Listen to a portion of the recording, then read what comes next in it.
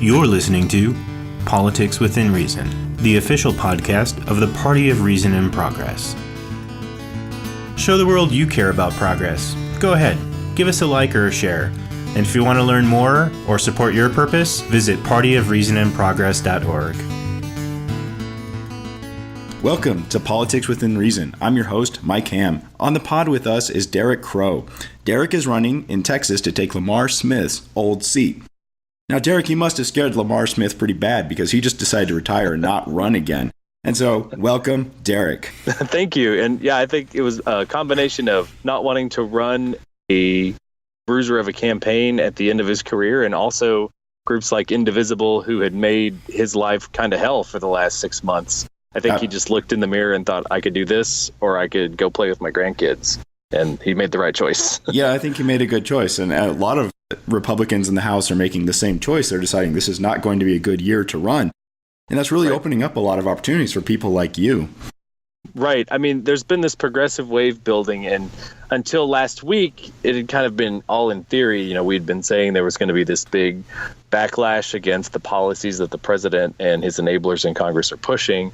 And then to have virtually every election that we saw last Tuesday show a very strong progressive bent, from Virginia, from the governorship to the state house, New Jersey and Georgia and Washington State. You saw Ohio. I mean, there was just across the country that wave was there, and you're seeing Democratic candidates far outperform what would be normally expected in the districts that they've been in. And when you combine that with this wave of retirements, which the two things are related, but when you combine them, that shows that we're probably going to flip the House this year. If we do our job as Democratic candidates, we're going to take the House this year. Yeah, I completely agree. Now, what is Lamar Smith famous for? He's infamous among my generation for things like SOPA and so on. But what else is he really infamous for? Well, he's infamous for those things, as well as being the climate change denier in chief in the U.S. House. He has sat for years as the head of the House Science, Space and Technology Committee, and has, from that perch, been a climate change contrarian. He has wasted any number of federal scientists' time with these crank theories that government is cooking the books to invent climate change, or is hiding evidence that shows that there's more uncertainty. Most recently, he became a climate change advocate, said in a recent op-ed that, climate change is happening essentially, but you're going to love it. One of the arguments he made was that because the ice caps are melting, we can drive shipping through where ice caps and icebergs used to be. Now, that's crazy. That is assuming not only the release of all that carbon that's frozen in the ground, but it's assuming the destruction of all Alaska's infrastructure that's built on permafrost. I mean, it's a crazy thing that he's saying. So yeah, sure. He became famous for that. He was also very famous for being terribly anti-immigrant. He called the DREAM Act an American nightmare. He got to this kind of crazy attack on the media that Trump is famous for years before Trump did. He used to be the head of the Media Fairness Caucus, and he is on record as saying that the greatest threat to the United States is liberal media bias. Yeah, we're really seeing that be a problem right now, especially when you look at somebody like Roy Moore, where if something is perceived to come from the liberal media, no matter how well sourced, it's not trusted by some people. And 30 sources on that Washington Post story. Absolutely. And then a new witness comes forward who's on TV and on the record and is not asking for anything except to share her story. Right.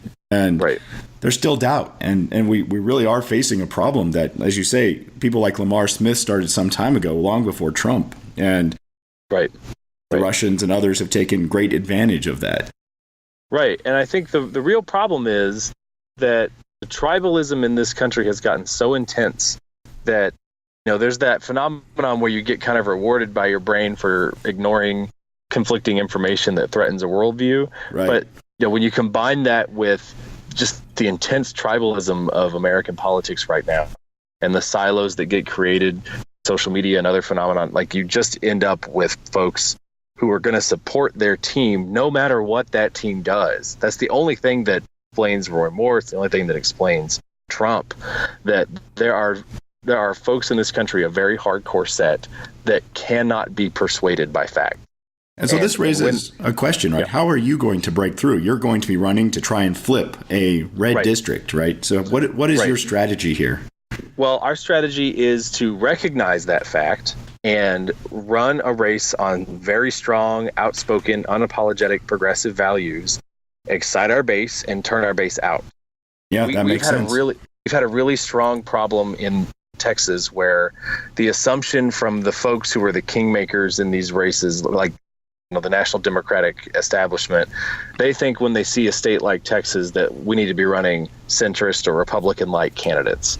But that's exactly the wrong thing to do in a midterm election, especially because you need that people to turn out. You need to excite them. Yes, you need to excite them, and you need to not be taking pieces of your coalition for granted, because that's the other thing.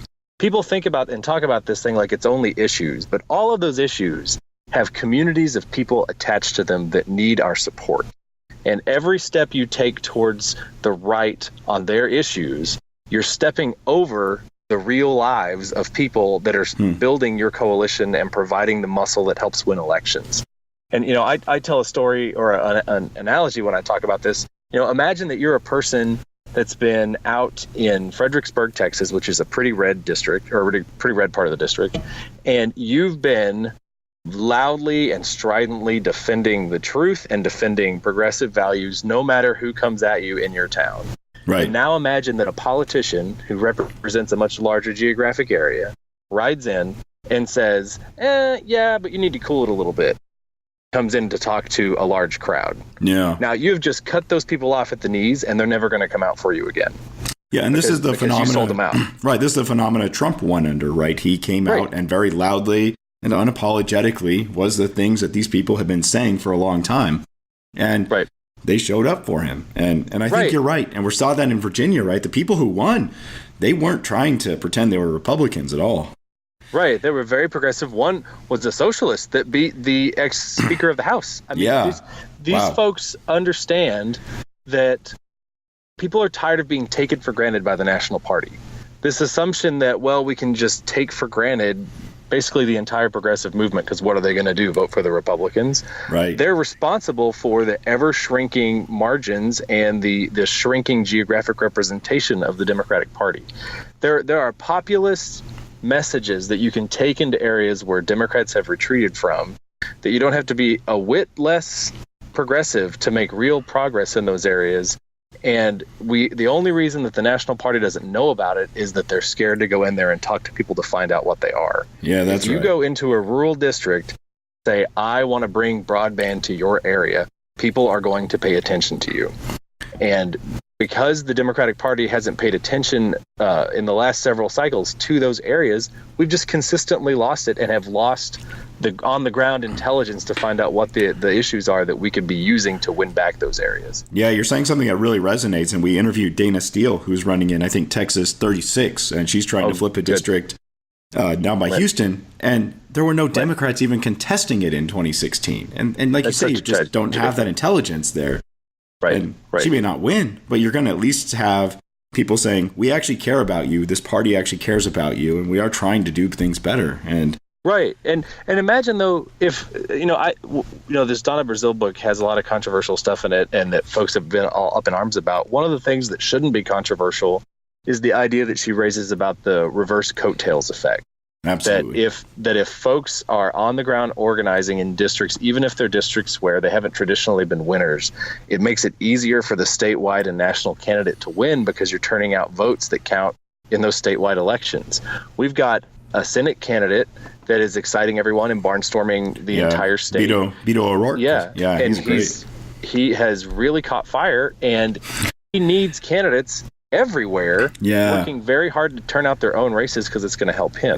And if we run a governor in this state, we're going to need that energy as well. So folks just can't take these areas for granted or write them off. Like, we need those votes. Yeah, what people don't understand is that Texas sends more Democrats to House of Representatives than Massachusetts, right? You don't just write this off. That's ridiculous. Exactly. It's a very big state. Yeah, and I'll say in our district specifically, there are enormous signs that this district is ready to flip, not only because the incumbent has retired, which always makes it easier.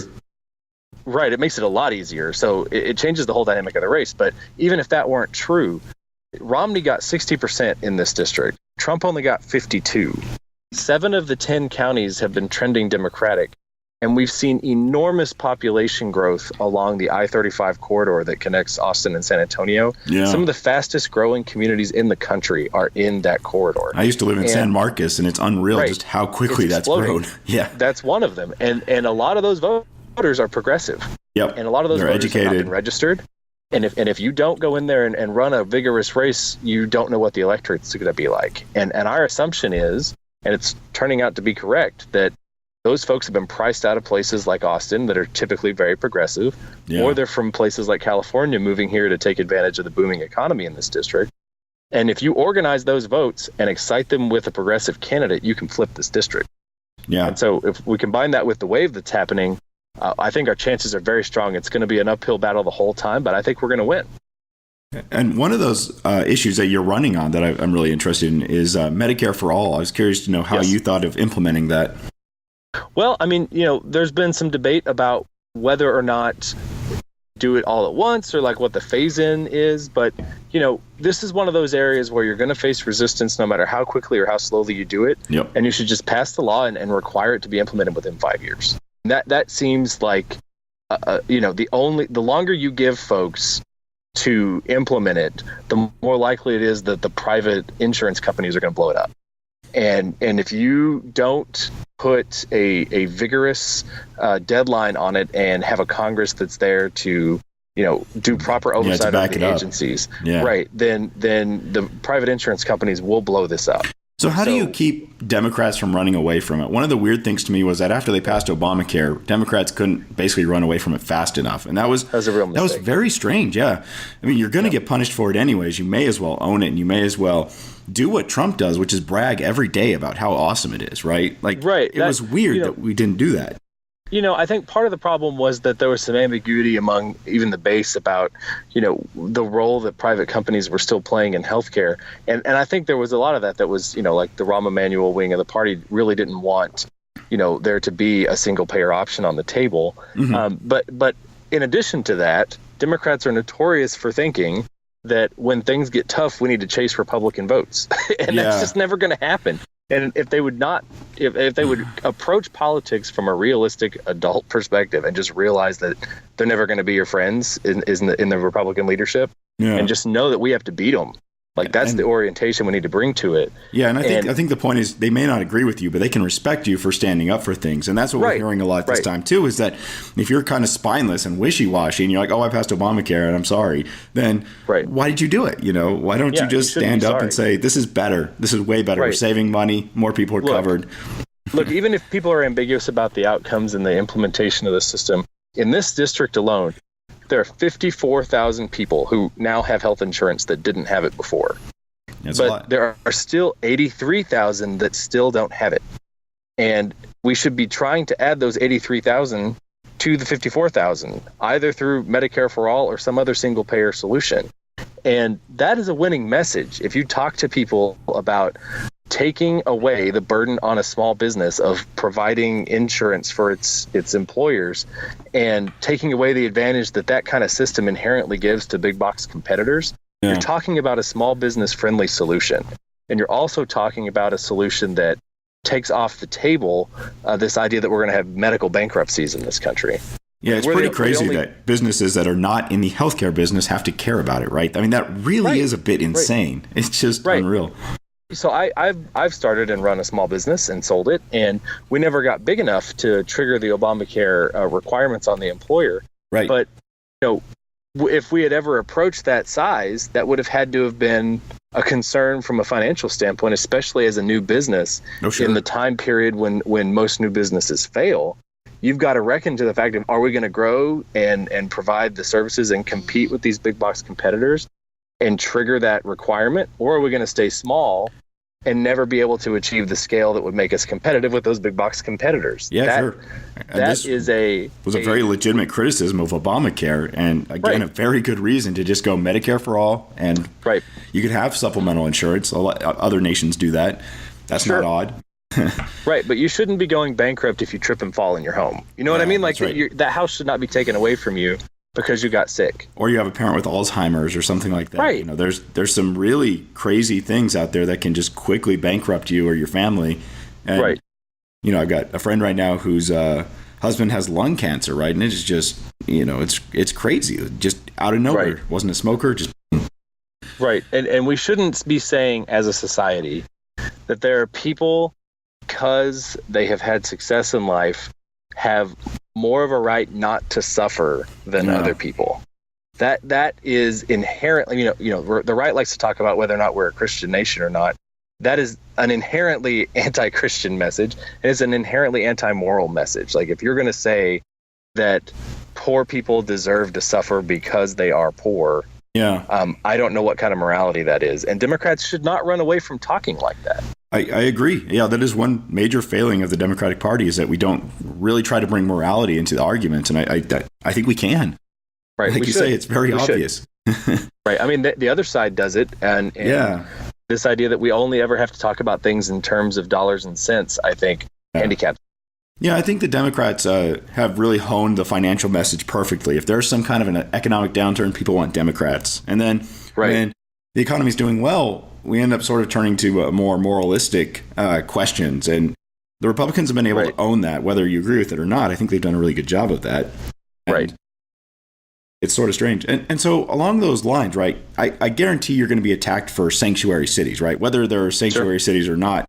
Do you have some thoughts on how to kind of defang that argument or explain what it is and why it's not really a scary concept? You know, this. Well, it start almost with something that conservatives should be 100% behind, and that is that we have to protect the Constitution in this country. Absolutely. And it is not constitutional to detain people without due process. So can we call them constitutional cities? I mean, I'm just... Yeah, we should call them constitutional cities, because that's what we're talking about. That's what we're talking about here. At one point, Homeland Security was sending letters to folks telling them that we may have to cease using these detainer requests because the courts were increasingly making decisions that were going to eventually lead to them being declared unconstitutional. Like, even the folks that were using those things knew that there was a constitutional problem. Right. And this idea that all you have to do is send a request to a jail to hold somebody for a little bit longer, and it's going to happen without any kind of trial or oversight, it's very is an inherently anti-constitutional argument. So can we turn that around? Can we say, look, this is, these are the Republicans want to violate your Bill of Rights. They want cities that violate your Bill of Rights. That's what they're asking for. Yes, that's exactly what we should be saying. And we should also be saying, just making the moral argument, we don't persecute people because they happen to be not white. That is what's happening. And on top of that, when cities decide they're not going to comply with unconstitutional requests, to then have those cities singled out for special deportation operations is an additional violation of people's constitutional rights. Austin was punished specifically with ICE raids because we were standing up to the unconstitutional detainer requests coming from the Trump administration. That is inherently anti-constitutional, and it's authoritarian. So we have a very strong case to make, and we should never feel shy about it when standing up for people who, we know are forming the backbone of our economy and who are frequently scapegoated by the right. Yeah, it was interesting to watch Northam versus Gillespie in Virginia. And Northam eventually sort of fell into the sanctuary city trap and just said, no sanctuary cities. But it seemed to me he really could have made a case against Gillespie and said Gillespie wants to give MS-13 guns, right? Easy guns. And so on and so forth. Crazy. And he wants to violate the Constitution because he's scared of, gangs. And we're not scared. We can take them, right? It's just the Democrats. Hard. Freedom's hard. Look, liberty is constantly going to be the thing that gets restricted when folks feel unsafe if we're not brave enough to defend the concept. The idea that anybody had to take a whack at sanctuary cities or immigrant populations or undocumented people to win an election, I would never. And that's now constitutional cities, right? Constitutional cities. Right, the constitutional cities. Like we are cities that say that you can't detain people without due process. That's right. That shouldn't be controversial. And if a party comes out and says, we are going to punish your city with additional raids unless you give up your constitutional rights, we should be right on the forefront attacking that party for being anti-constitution. That's right. I mean, that is a righteous position to come from, right? It really you can't is. have the Constitution. I'm sorry. Yeah. And speaking of the Constitution, one of the things that has bothered me, and I came of age to vote in my very first election was for Al Gore, and that went really well. And I was in Texas at the time. Right. God bless you for that. Yeah, right. What a different world. What a different world, right now. Yeah, and that was one of the things that came out of President Bush was the authorization for use of military force. And I was curious to know what you thought about that and what Congress should be doing in that regard. Well, it was a mistake from the beginning. I mean, we just have to agree that the way that was structured was a complete So can you describe how it was structured and how it's still being used and so on and why they did it? Sure. I mean, the reason they did it was Congress, was totally feckless in defending its prerogatives and essentially told President Bush, hey, you know what? If you can make an argument that these folks were involved in the 9/11 attacks, we are ahead of time pre-approving military operations in whichever country you want to pursue it in. Now, that's a crazy thing to say in a country that's supposed to be led by a Congress. Republic, right? Yes, you have completely made a Caesar out of the president when you do that. Yeah. And now 10 years on, 15 years on, presidents are still making the argument that we're attacking people that had something to do with 9/11 when bin Laden is dead. I mean, we killed the guy who was the mastermind. He's been crab food and is long gone, right? Yes, he has been dumped off of an aircraft carrier somewhere. The idea that Congress is not going to reclaim at this point, it's one of its only three powers that matter, which is the power of the purse, the power to investigate, and the power to declare war, means that it will always be at a disadvantage, and it will never be able to do the first two things effectively either. Yeah. So we have to make sure that the president, especially this president, any president, but especially this president, doesn't have a blank check for war. Yeah, that's right. I mean, that could be one of the advantages of this era is that we actually try to write some of these things that have gone a little too far. Like you said, it really does make the president a Caesar. They can control the army without Congress. I mean, just think about what it means when over the last 8 years before him, we didn't address the surveillance state. Yeah. We didn't address the AUMF. And what that means is the difference between, and Congress is ceding all these authorities and essentially just being a lapdog to the White House, in whichever party is in power, by the way. Yeah, of course, yeah. What we have created is a situation in which the difference between a constitutional functioning democracy and an authoritarian regime in this country is a matter of personal style on the part of the president. Yeah, and that's become very stark. And now that has been lit because you have someone here with authoritarian tendencies. And my greatest fear is that we don't take Congress quickly enough, and the president has some smart person sit him down and say, if you'd take a break from tweeting, we could explain this apparatus that's here, and you'll never have to tweet again. Right. If you actually go look behind the door over here, there's this really amazing machine, right, that you're just ignoring. I mean, the moment that man realizes what he has access to in terms of power is the moment we lose the Constitution in this country. Right. And Congress has to get its head right. And let's be clear, right? Problems. It's quite possible that Trump will mostly just be an odd point in our time and will go just fine and nothing too horrible will happen. But somebody's taking notes right now. Somebody is looking and going, wow, if I were president, right, I could really do some stuff. And I had, exactly. And I just run as an authoritarian. I'm going to get pretty close to getting elected. And man, if I just get in there, I can do a lot. Exactly. And that goes for Democrats too, right? I mean, Republicans should be worried that someone who actually does want to take your guns comes in, right? Like there might be enough mass shootings, everyone gets fed up and elects someone who's going to come and take all your guns. Right. Well, I mean, just think about it. Democrats shouldn't want a Democrat to have this kind of power. I agree, yeah. And Republicans shouldn't want Republicans to have this kind of power, irrespective of the partisan divide in this country. Yeah. No one should have the kind of power that Congress has ceded to the president. It really should be police your own kind of thing, right? You should just police your own. Yes, it should be. Yeah, it's not. It hasn't been. But anyways, I'm glad to hear you saying that. And I've heard several others we've interviewed have the same point of view. And it'd be great if we could actually restore some of that. Right. And then, I agree with that. So one of your other points that you're interested in is college for all. Do you have a particular way you wanted to like fund that or approach it? And what do you think about trade schools and such? Sure. Well, I think trade schools, I'll answer the last one first. The trade schools piece has to absolutely be included in it because, I mean, everybody knows a friend that should not have gone to college, right? Oh, yeah. That is saddled with massive debt when they would have been much happier either getting a certification or a vocational education. You can make a lot of money as like a plumber, right? You can. Absolutely. Or just think somebody that gets a Cisco certification, right, can go run cable and create, networks for businesses and be very well off from doing that kind of work.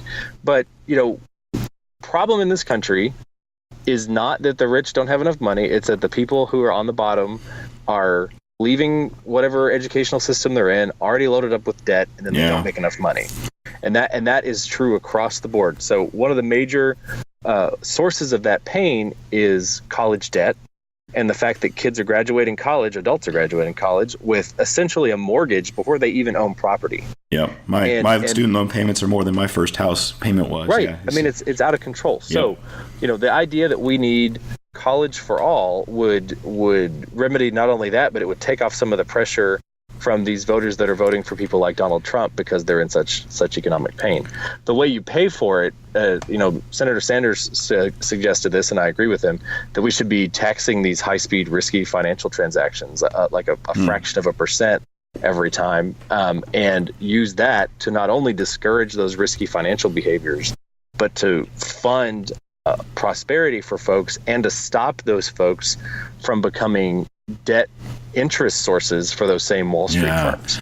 Yeah, that's right. I mean, it really is a problem when you start off life with, this negative ledger on you, right? And you're just trying to work through that. And, I doubt I will pay off my student loans before I retire. It's just, it's a crazy thing to think about. I mean, if you think about, what firms are engaging in, these places that make money. And by the way, this includes right now, unconscionably, the federal government, these firms that are making money off student debt. Right.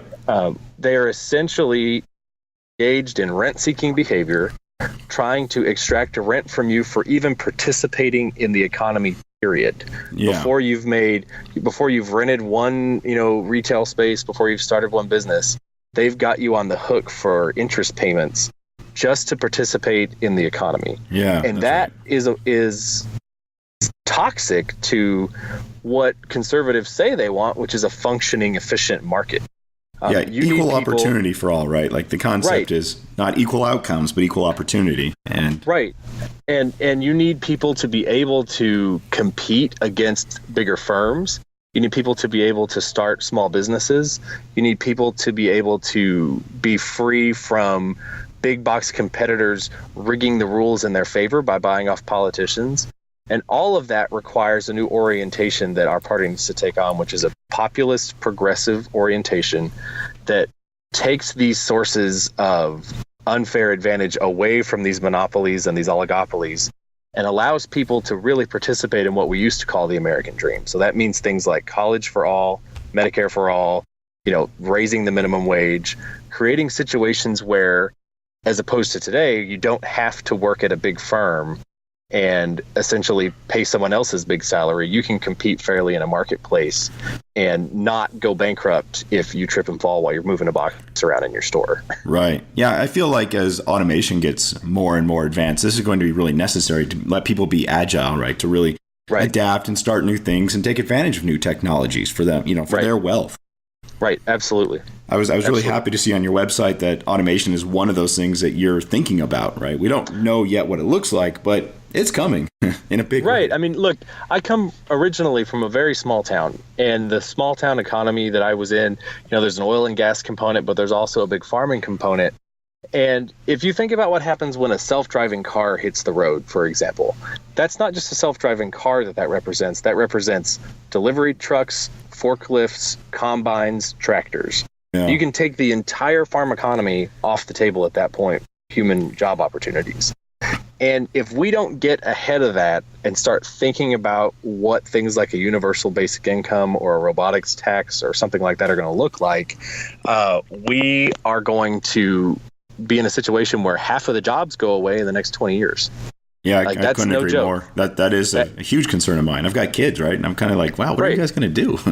Well, just think about the social pressures that entails. Like, you're going to have climate change accelerating at the same time that jobs are rapidly disappearing. Mm-hmm. And the environmental and social and economic pressures that will unleash will not make freedom and prosperity possible for future generations if Congress in the next 10 years doesn't get its head right about these issues. Yeah, from what I understand in the Middle East, one of the big problems we're having in like Syria and such is that huge droughts are driving farmers away. And what are they going to go do? And so one of the reasons you're having all this strife is they want to go to Europe, or they end up staying and fighting or something like that. And so, yeah, climate change is already having an effect. The military knows this, and they've been trying to prepare. And yeah, I agree with you, right? We have to be thinking, okay, well, what happens in the future, not what happens next 10 minutes on Twitter. How do I just make one quick score on my opponent today? Long-term planning. We need people to think beyond even the 2-year election cycle. I mean, we are in a situation right now, climate change-wise, where, scientists will tell you we're somewhere between 3 and 13 years away from blowing the carbon budget for 1.5 degrees Celsius temperature increases. Yeah, right. And there was a report out today that says that the pause or whatever in emissions levels that we were celebrating over the last few years is going to end this year. And we're going to be, emissions will be growing again. Did you see, I think it was Delhi, India, that, they weren't even able to land airplanes there. Right. So it was just so thick with smog, right? Just unbelievable. Right. It's what is happening to this planet, and the stress that we're putting it under is without analog in the record. And we have to be clear here, right? This isn't to save the planet, right? This is to save the humans on the planet, right? It's not, the planet will be fine. Right, the planet will be fine. We may take all the large mammals with us when we go, and maybe half the algae. I mean, the problem is that the things that we're pulling out of the Jenga pile, eventually the whole thing will collapse. And like life can continue. Yeah, there will always be microbes and, but you don't want to reset the whole game because you were too lazy to implement a new economy when you had the chance. Yeah, and that's really what we're facing here. James Hansen, in his most recent paper about what could happen in the next 50 years, has shown there are plenty of examples that you could have multi-meter sea rise by mid-century and create a situation, the phrase that he used was, where the United States becomes ungovernable. And people need to get their head around what that is. I've always wanted oceanfront property, though, so there's some advantages to me, right? I'm just kidding, but anyways, yes. But what's running in front of the ocean is a human wave. Yeah, of course. You know what I mean? And we have to make sure that we make the right decisions. Right. The majority of our population lives along coast. That's always been true of humanity, is that they live along the coasts, and we're no different. And yeah, that's great. So let me ask you this, right? So the Party of Reason and Progress, or PORP, is who's doing this podcast here.